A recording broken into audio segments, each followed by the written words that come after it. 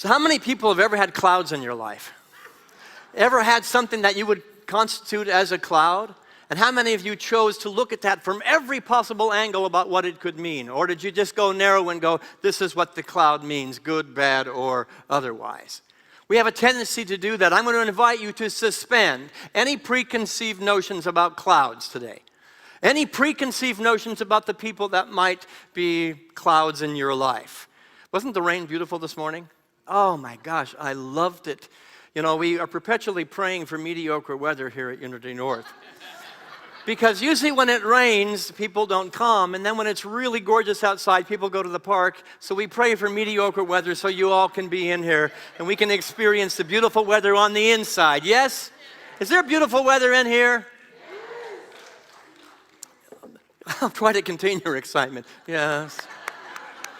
There is beautiful weather. Look to your left and your right and be grateful for the weather of consciousness that has been brought into this space. The spirit, the lives, the ups and the downs of clouds and the sunshine, all that we bring into the room, it's all necessary. It's all important. This is the third talk in a 4-part series based on the symbol Taijitu, better known to most of you as the yin-yang symbol. It's an ancient Chinese symbol that predates Taoism, but Taoism has adopted it as their own. It's all about balance. It's all about looking at clouds from different angles and positions. It's all about the middle way and about being in harmony with nature, whether it's raining, whether it's sunny, or whether it's mediocre weather. We are one with all of it, yes? It's all about an apparent opposites. And I love that you wore the Taijitu symbol on your shirt today, a man that's been paying attention. Apparent opposites, intricately woven together in an unbreakable, inseparable, interdependent system. That's what we are, in our uniqueness. Look around the room, we're all different, we think different, we look different, yet we somehow find a unity in the midst of that diversity. So week 1, we talked about work and rest. How many people spent some time balancing your work life and your rest life as a result of that talk? At least 2 of you. 3, I'm good. The rest of you, there's still time to get the homework done. Last week, we began to dip into the deep end a little bit and talk about form and formless as both necessary partners. We are human beings having a human experience, yes? There's form and there's matter involved in that process, but we are also spiritual beings having a human experience and spiritual beings having a spiritual experience. We are formless, and those two components come together.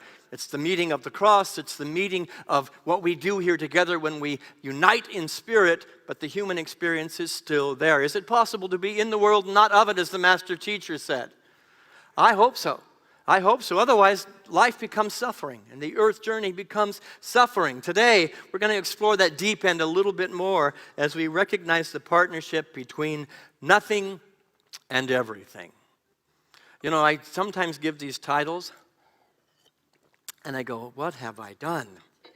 I'm out of my league, but I'm going to stay in my league as best I can, and all you smarter people than me, fill in the blanks for me, okay? Nothing and everything, all as one big soup that we live in. I went and found a few short quotes that are from smarter people than me. I'm going to invite you, each one that you resonate with, I'm going to invite you to put your hand up. And it's okay if you don't, because you look at life from all kinds of different angles. Needing nothing attracts everything. Needing nothing attracts everything. Nothing is the shadow of everything. You're like, I don't know what it means. A theory that explains everything explains nothing. Oh, there we go, I got you. Anybody ever been in a community that tried to explain everything and had an answer for everything and absolutely explained nothing? We realize we don't know anything here. We're just trying to figure it out. I know everything because I know nothing. Love risks everything and asks for nothing. If everything is important, then nothing is. And ever meet those people? Everything's important. They look like Virgos. They're going around taking care of business, shuffling paper. Everything is important. I've got to get it done. I'm late for a very important date. And nothing is getting done. When nothing is sure, everything is possible. You know, so much of the religious world has gotten sure that they have a corner on the market of truth, and then everything dies. All the stagnation begins to happen. We've got all the answers, and then there's no more God to be experienced. Well, God is knocking at the door saying, there's a lot more of me than you guys are experiencing. There's love and life and light beyond anything you can imagine. Those who are possessed by nothing possess everything. Show of hands, you get it? We're good? Some people are like, I have no idea what he's talking about. If you risk nothing, then you risk everything. I spent a good portion of my life not risking anything, and I lived in a space of nothingness. When you are judging everything, we are learning nothing. So please don't judge me today, or you're not going to learn anything today. One who knows everything is the one who knows nothing. And one of my personal favorites, I blame my mother for nothing, but I forgive her for everything. And I am a scientific expert. That means I know nothing about absolutely everything. Ever been there? You think you know, and you realize, I know nothing. The great mystics throughout time get to the place, I know nothing, and then unveil the great wisdom of the universe as a channel. Our series has been using the art of paradox to illustrate a both and reality.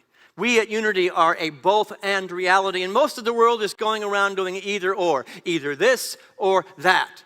And we are dividing ourselves. It has to be good and bad, black and white. I'm saying live in the shades of gray. And I said, please don't go tell people out in the world that the minister told you to go live in the 50 shades of gray. But to live in the gray, in the middle zone, is where good happens, where God happens, where juice happens, where life and love happens. And when you go to one polar side or the other, that's when suffering is going to happen. Either this or that. For the series, we've worked with both work and play, both form and formless, both nothing and everything. And then the most important word in this phrase right here is the word and. Say it with me. And beyond those concepts of nothing and everything, there's a greater reality at work. Suspend the ideas for a minute. Set them to the side for a minute. They're not bad, they're not good, they just are, but suspend them because they are machinations of the human mind and the human ego. In the middle, in the gray, suspending the ideas and the concepts is where love happens, peace and understanding reside. Last week, there were many of you that were really happy that I quoted from the Gospel of Star Trek. Deep Space Nine, there was a changeling. Anybody know what a changeling is? Yeah, kind of a shapeshifter, I guess, would be what we would call it today. And the shapeshifter, changeling, said, we are but a drop in the ocean. Say that with me. We are but a drop in the ocean, and we are also the ocean in a drop. A paradox. How is that possible? How is that possible? Living that is the key to enlightenment. Living that is the key to the peace that we seek. It's a key to the love that we are seeking. I will never be what God is. Let's get real clear. And there's some people that say that we are claiming that. They have not paid attention and they haven't come into the room. They prefer to judge us from the outside looking in. God is a vast ocean of life that is so much larger than any of us can fathom. And even Charles and Myrtle Fillmore, our core founders, could not fathom the infinite ocean of life and of goodness. I am but a drop. Say that with me. In essence, nothing. When you think of context, the drop within the ocean, it is nothing. On the flip side, all the attributes of the ocean reside within that drop. All the attributes of the ocean exist within that drop. All that God is resides within me. Say that with me. All that God is resides within me. I am created in the image and after the likeness of the ocean. I am created in the image and after the likeness of God. Therefore, in essence, I am everything. Say that with me. I am everything. Now, that's a little harder to say. I am nothing. It seems like an easy way out. Anybody ever been there? I am nothing. Let me tell you, I go to the Grand Canyon or I go to Yosemite Valley, and I stand before that massive, beautiful earth structure, and I go, my problems are about that big in the grand scheme of life, but it's really easy to also go, I am nothing. My life is just kind of insignificant. And on the other hand, I'll be in a situation where the right words come out of my mouth. You ever been there? I don't know, it's not me. It's something channeling through me, and I go, I am everything. Where did those words come from? And suddenly there's peace because of something I did, or something I said, or something you did, or something you said, and you can feel like God is happening at the point of me. Anybody ever had that experience? God and love and light, whatever you want to call it, Brahman is happening at the point of me. In essence, I am nothing and everything at the same time. Recognizing both these things is important in moderation, in the gray zone, in the middle. But to live in isolation of either one of these ideas as a polar opposite alone is out of balance. We've been balancing. Have you all been practicing your balancing? To stand and feel, experience, think, and feel.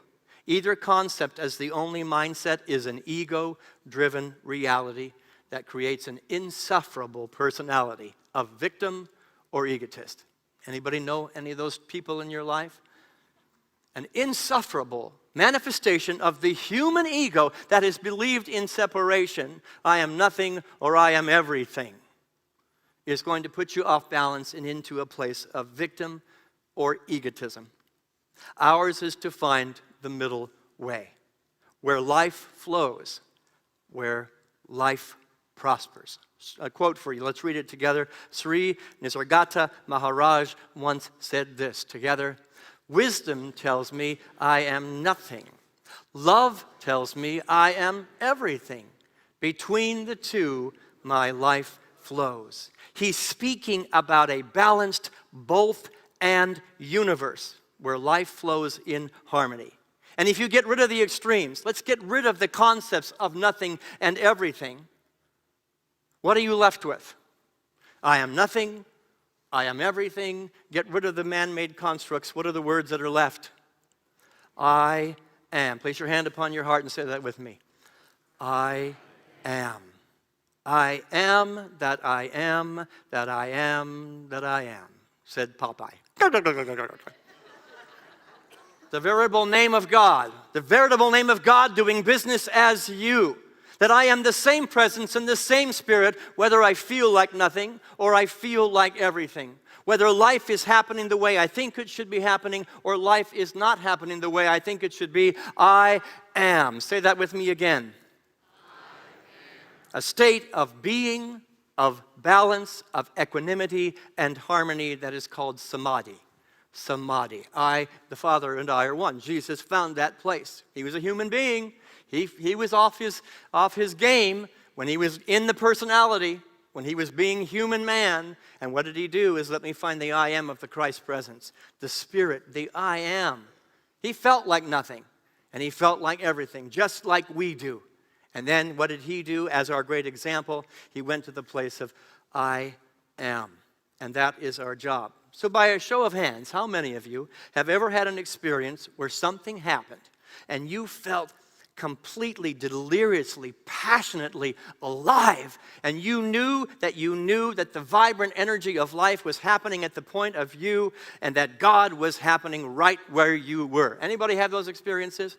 I wish them for you. These are highs. A lot of people in New Thought are perpetually looking for that high because they're living in the polar opposite.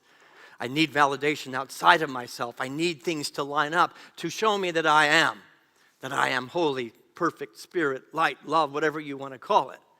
And a lot of people in New Thought are like spiritual junkies, walking around looking for the next high. Hit me, baby. I want to know that I am everything and that God is happening everywhere I am. Hit me, baby. We know these people. They're hungry ghosts because that's a way of living that will be suffering. You're perpetually looking for the next high. Now, another show of hands. How many? I got English there for a moment. A show of hands, please. How many of you have ever been down in the dumps and so far down in a hole you felt lost, dejected, feeling really low and judged like you were nothing? Look at that. Look around. We share those two experiences, the highs and the lows. The human experience has both the high and the low, and that's a place of bonding. It's a place of unity. It's a place of oneness that we share. And so we are called to share both of those, but not to live there, to find each other in the gray zone. 5,000 shades of gray. Your being and my being, finding the I am presence that exists within us. And so I see Christine there. Chris, I am. And when I meet you, you hold the I am, and something beautiful happens. We transcend nothing. We transcend everything. Some days I've been in and out of nothing and everything 5-6 times a day. Been there? Based on your ability to know I am. I've been in and out of heaven and hell because I was living there or I was living here 5 times a day. Here's the thing I know about life. John Simone quote. I'm going to invite you to put that quote up there. Read it with me. If you're in a bad situation, don't worry, it'll change. If you're in a good situation, don't worry, it'll change. It's the one thing we can count on. Life's forever flowing and moving in this subjective reality. In this relative realm of existence, it's always changing. And if we are attached to it being a certain way, we're going to be suffering. We're going to be in pain. Ours is to transcend nothing and everything and be the I am presence. Change is a constant you can count on. The trick to managing life in a better way is to anchor, to ground into the I am presence. Take your hand on your heart again and breathe. Just breathe and feel there's more to you than your body. There's more to you than your experience. There's more to you than your relationships or your job. Take a breath. I, and exhale, am. Again, breathing in, I am. I am puts you in the center, in the middle, not your personality, not your thoughts, not your emotions, but the I am presence. And when you remove the concepts of everything and nothing, knowing they're both true, they are absolutely both true. We're not trying to deny any part of it, but it takes the ego out of the driver's seat. It takes the human ego out of the driver's seat and puts it in the back seat where it belongs. Now let's get real clear, because sometimes New Thought churches give the ego a bum rap. If everything is God, if everything is a manifestation of God, so is your human ego. But it does not belong in the driver's seat. It's on the bus. But it's a couple of rows back on the bus. Maybe it's in the back seat. You know, the kids in the back seat are the ones that make trouble, because it always wants to get to that driver's seat. The I am presence must be driving your spirit, your Christ, your Buddha, your Atman, your Tao. I don't care what you call it. It must be driving the bus, no matter what's going on. And when we are unattached to one feeling or the other, we deconstruct. You see, we're in a process of deconstructing, taking away that which does not belong. Meister Eckhart said that God's not going to be found in the soul by adding anything, and we're walking around the planet trying to add things to find God. It's a process of deconstruction, getting rid of that which does not belong so that we can be in the center of I am. Ideas of nothing and everything are just that, ideas. I'm going to adapt a line. I occasionally will steal a quote, the great thinkers like Rumi. Rumi has said a quote, but I've made it germane to today's talk. Read it with me. Out beyond the ideas of nothing and everything is a field. I will meet you there. Chris Anderson, I will meet you there. Don Gowing, I will meet you there. Roger Crabb, I will meet you there. And is it my job for him to meet me there? I cannot control him. I cannot change him. But I will be the I am presence and vibrate at the level of I amness, the spiritual energy of the gray zone, of the middle zone. And the right people will come into that sphere by right of my consciousness. I can't change them, but I think they're going to eventually look and go, I want what he's having. He seems to have peace in the midst of chaos. He could feel like nothing in that moment, but he's feeling okay. He could be a bloated nothingness, feeling like everything. We have those examples, yet he remains in the center, in the gray zone. Complete unattachment to either idea puts us in the space of samadhi. The Father and I are one. The Mother and I are one. Ram Dass. If you ever want a good quote, Ram Dass, let me tell you, the guy was a genius. Let's read this together. When you're no longer attached to being one separate part of it, you get to be part of all of it. At that point, the all is known to you subjectively, and you are everywhere at once because you are no longer pinned in a space-time locus by your separateness. Anybody ever have the feeling of not being pinned to a space-time energy? I know you have, Doug. That's where we want to get to. I'm not connected, attached, anchored, or pinned, or chained to anything of a human reality. I am in the world having a human experience, but I am not defined by it. I will not be defined by it. This is what the planet needs today. More people that don't sway with the flow of human conditions and human arguments. And just when you think you want to grow, someone's going to show up in your field, and they're going to be your greatest teacher. I am. Here they come down the hall. I am. Here's out of their mouth. They just said something else. I am. Say it with me. I am. Non-attachment to anything.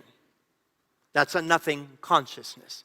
Non-attachment to anything, a nothing consciousness, will lead me to a connection to everything.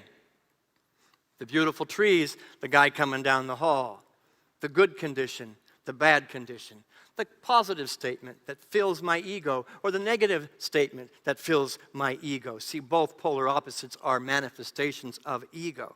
So that nothing consciousness will lead me to a connection to everything. And then when you are one with everything, that's then going to point you in the direction of your nothingness. What? It's a flow. It's a circle. I'm everything. Stay there for a while. Eventually, everything is going to point you to the direction of your nothingness. You're a drop in the ocean. Stop moaning and groaning and whining and complaining and get back to the place of I am. Let the flow happen. But you're not defined by the flow. You're defined by the I am presence. Yes? And that's easy, right? Isn't that an easy thing to do? That deconstruction process is easy, right? There's nothing easy about it. The spiritual path is not for the weak. The spiritual path is not for the faint of heart. The spiritual path is for those who want to dig in, dig deep, and change at depth. Are you among that group? Are you online among that group? Yes, we are. I must be willing to give up who I am in order to become what I am. I want you to say that with a powerful voice, with conviction and with power in your voice. Together, I must be willing to give up who I am to become what I am. What are you? Call it out. What are you? Call it out like you mean it. Not the what's of your existence, the relationships, the jobs, the labels, and the judgments. That's who you are. You are a what? You are the essence of life itself. Perfect, whole, and complete, and somewhere along the line of your living, you put a bunch of who's on there. And you begin to define yourself by a relationship, good, bad, or otherwise. Everything, nothing. Everything or nothing. Let's talk about relationships.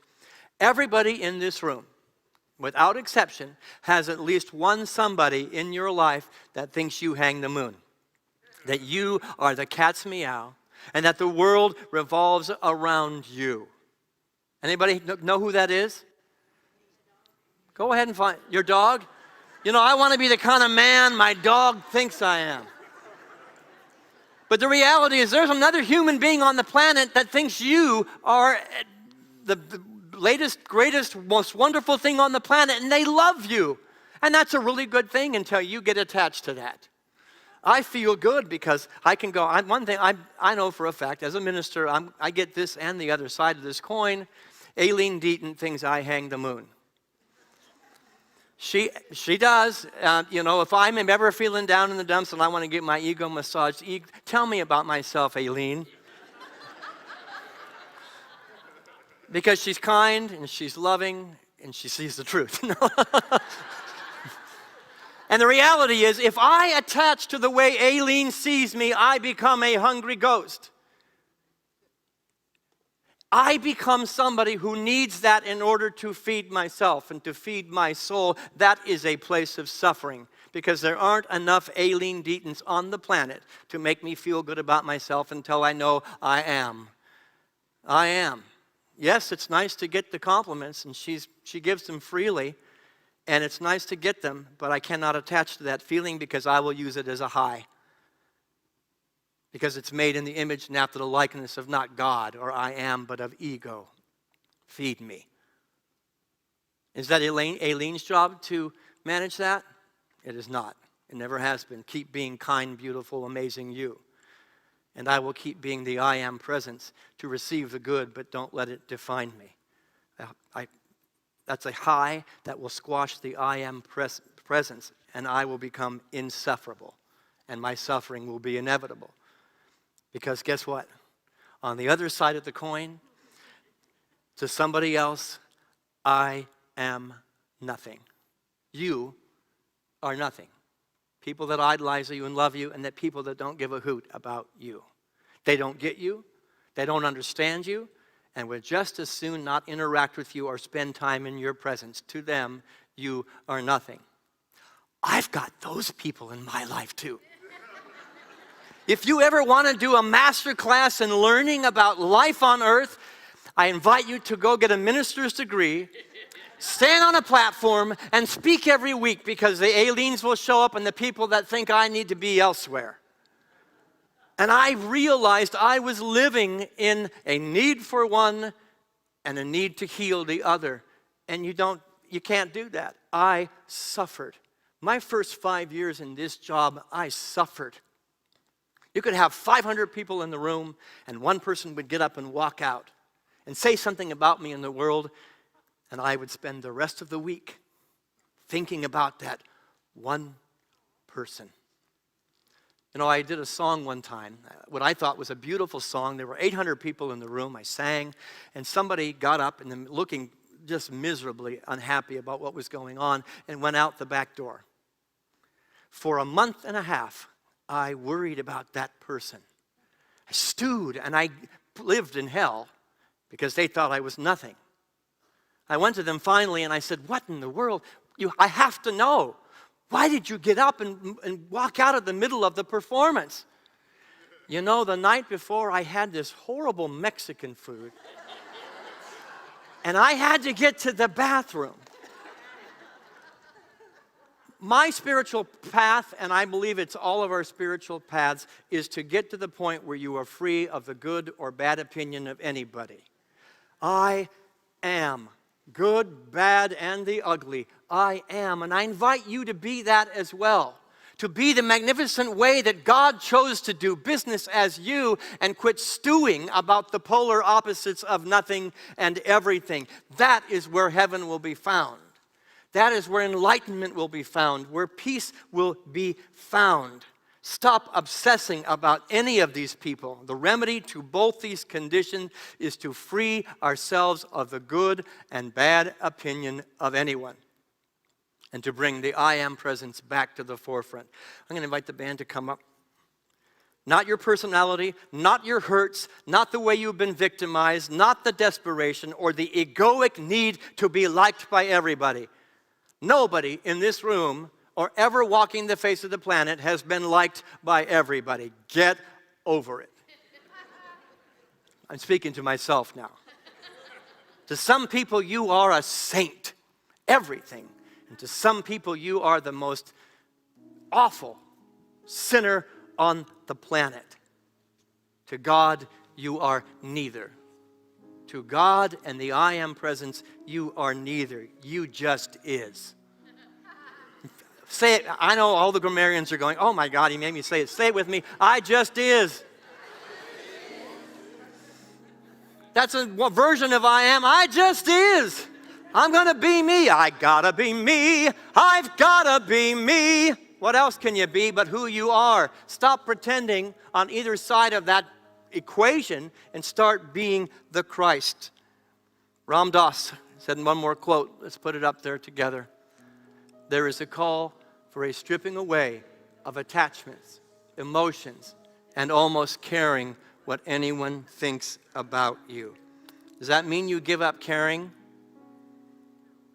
It means I'm not going to be defined by how you define me. That's why I love this community. We encourage you to be an individual with the good, the light, the dark, the bad, and the ugly, and somehow we're all walking each other home, letting our humanness out, knowing some people are not going to like it, others will think you hang the moon, letting our Christ out to be the best of who we are. In the cycles of life and relationships on earth, you're going to flow from anything to everything 1,000 times in one day, in the ocean, of the ocean, and as the ocean. You are just a drop. What will keep the balance in the center is the I am. Having the experience as nothing more than that. I'm having an experience. Say that with me. I'm having an experience. An indication, maybe, perhaps, as life shows up, that the I am presence is calling you for grounding, for centering, to just being. I just is to I am. Experiences are just that. Experiences. Opinions are just that. Opinions. They have no weight in the I am presence. So let me tell you as I conclude and we go into the meditation, I blame you all for nothing. And I forgive you for everything. And as a minister, that means I know nothing about absolutely everything.